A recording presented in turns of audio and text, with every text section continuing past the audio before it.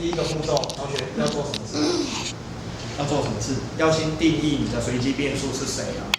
不要急着去算期望值。所以第一件事情，你要先定大写的 x 好，来它表示好这个随机变数表示什么呢？来玩这个游戏一次所得的金额。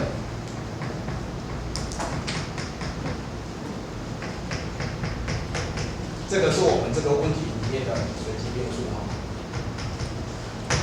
非常好，它所得的金额。好，那这第一个步骤先定义完随机变数。那接下来第二个步骤很简单，我们就按照我们刚才的标准的流程哈，来第二个步骤就写出这个随机变数的几率分布。好，那当然同学，我想这个题目非常的容易哦。我玩这个游戏一次，我所得的金额只有两种情况，不是10块钱就是几块钱。就是6块钱，对不对？那如果要10块钱的话，代表要出现正面，正面的几率是多少？1/2。得到6块钱要出现反面，几率是1/2，对吧？这个叫做它的几率分布，非常简单。那接下来第三个步骤，我们就来计算这个随机变数的期望值 ，expectation of x。好，那期望值，同学你要晓得，它就是把它的金额哦，它 x 所取的值乘上它所对应的几率，把它相加，所以就是10乘上1/2，再加上这个6乘上1/2，所以这个算出来，同学这个算出来是多少钱？是8块钱。好，很简单，这一题就这样结束了。可是我们真正要去问的一个很深入的问题就是，我明明玩这个游戏不是得到10块钱，就是得到6块钱。可是我算出一个数据叫做期望值，它叫做8块钱。同学，这个8块钱，它代表什么？它是一种什么样的概念？平均啊，加权。平均加权，有加权。很多次之后，好，其实同学都有一点感觉哈。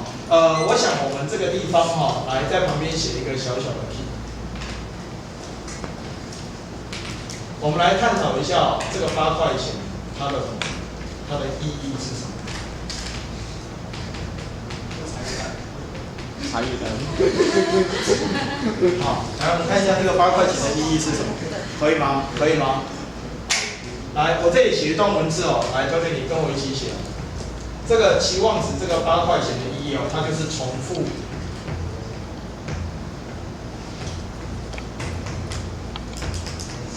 无数次的试验。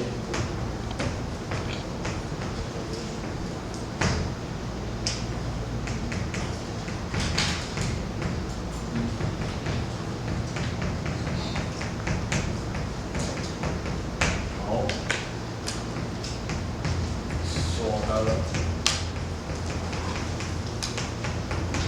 金额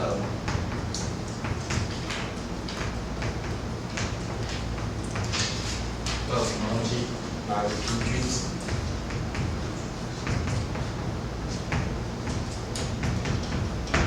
来，同学这段文字哦，请你写上去好。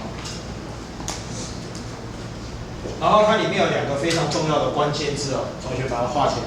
第一个，无数次实验，好，就是刚才卓林讲的，重复很多次。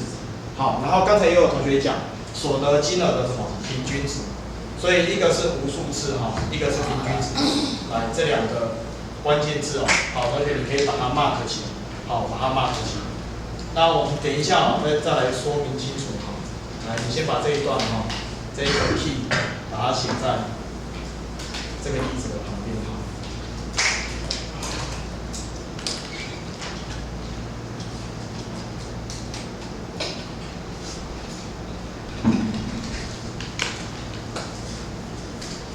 刚才谁讲加权？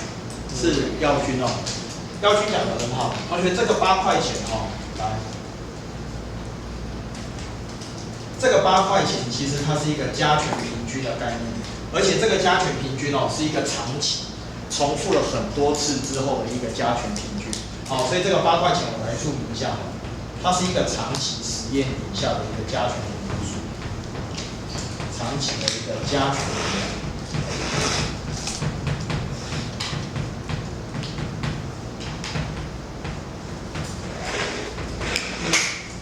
那我很好奇哦，我问一下耀军哦，为什么你会觉得这边会有加权的概念？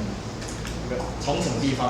几率的那个几率，它很像占了趴数的感觉。占的趴数。好，来，同学，我这样讲哈，如果我今天丢一个硬币，丢几次？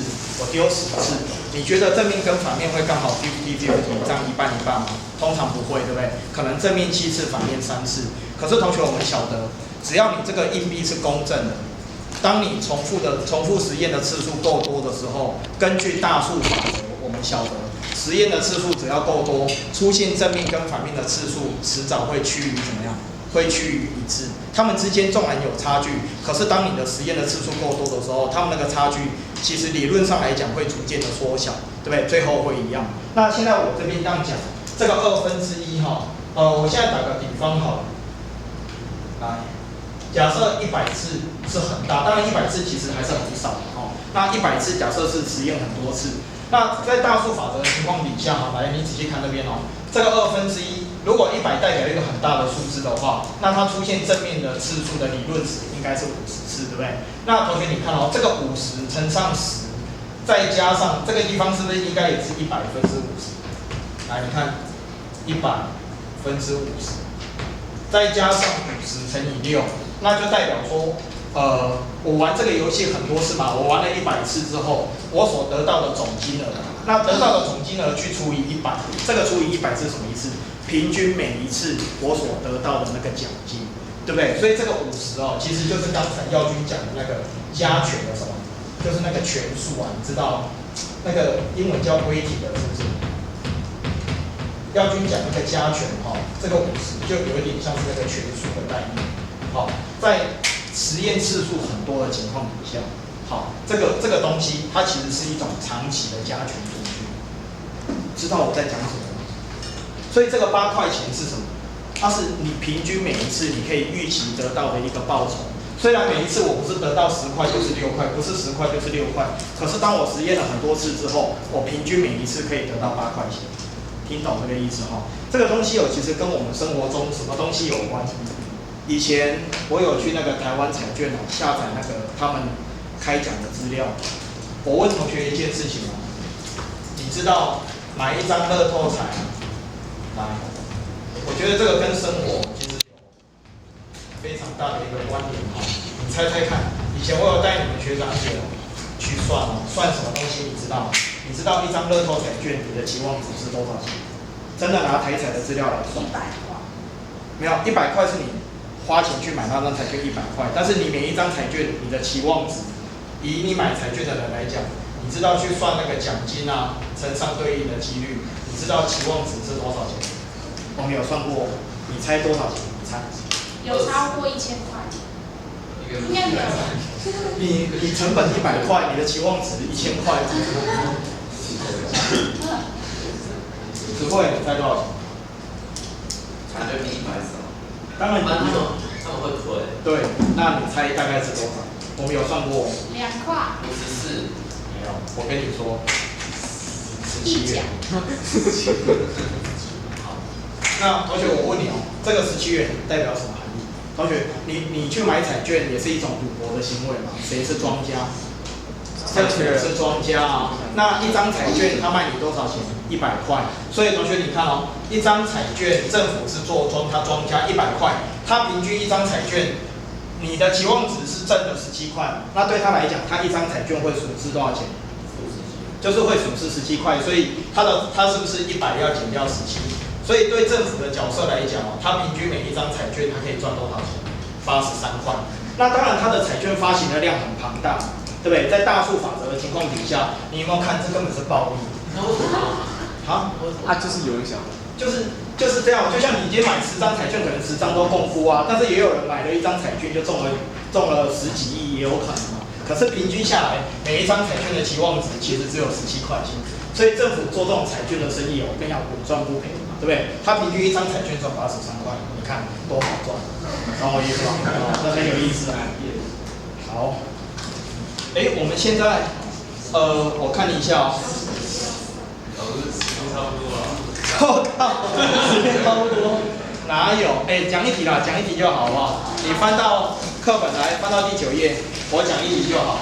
好，这再讲一题，第9页上面那一题随堂，来我们就写这一题哈，把它写清楚。那明天再接着往后面往下讲哈。来，上面这个随堂练习，这个非常简单的问题，我们给它一个赞就好，好不好？来，这一个赞的问题。他说丢一个公正的骰子，仔细听哦，掷出 x 点可得 x 元。请问掷这个骰子一次所得金额的期望值是多少？同学，我们现在写标准的流程啊，标准的做法。你告诉我第一件事情，其实不是直接算期望值，你要先定义什么？定义你的随机变数是谁嘛？你要让人家知道你的随机变数是谁。所以你的随机变数 x 应该是表示，对不起，显微有点奇怪，来表示。好，我看一下这题目，好，金额的期望值，所以 x 表示所得的金额，要写清楚啊，不然都不清不楚的，谁知道你的随机变数是什么？好。所得的金额，那第二个步骤，我们就来写出这个随机变数它的几率分布 （probability distribution） 哈。那当然，这个题目它的游戏规则是这样：掷出 x 点可得 x 元，这很简单嘛。所以你可能得1块钱、2块钱、3块、4块，这题目也太无聊了。来5块、6块，对不对？那得1块钱代表你掷出1点哦，那这个几率是多少？1/6，这每个几率都嘛是1/6，对不对？好，就写一下好了，来，每个几率都1/6，因为这是个公正的骰子哈。好，几率都是1/6。OK， 这是它的几率分布哦。那接下来第3个步骤，我们要计算它的期望值 （expectation of x）。那很简单嘛，就把它对应相乘，再全部加起来。可是同学在加的时候，你当然发现大家都有1/6，所以1/6就先把它往外提，然后括号里面1加2，一直加到哪里？加到6，好，所以这个期望值算出来，来我看一下，1加到6是多少？21，6分之21，约分是3分之多少？不对，2分之7，所以它的期望值是3.5块钱。好，所以你玩这个游戏一次，可以预期得到3.5块钱。那这个3.5块是一个长期的加权平均，长期下来，平均每一次我预期我可以得到3.5块钱。这样了解我的意思吗？好，所以期望值，同学你不是只会算哦，好，不是只会算，你要了解它背后的含义，它是一个平均值的概念。搞加，谢谢，谢谢。